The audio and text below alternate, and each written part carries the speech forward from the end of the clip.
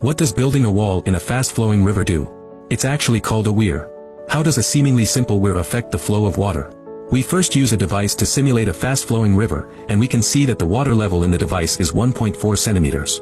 Then we build a weir in the middle of the river to see what happens.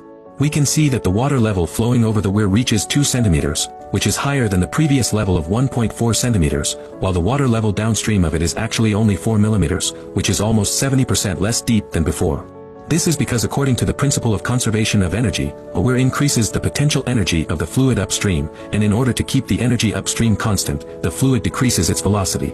The reduced velocity will result in a larger overflow area or higher flow height, while the downstream fluid converts from potential energy to kinetic energy, and in order to keep the downstream energy constant, it will reduce the overflow area or overflow height, which means that the upstream water flows slower while the downstream water flows faster.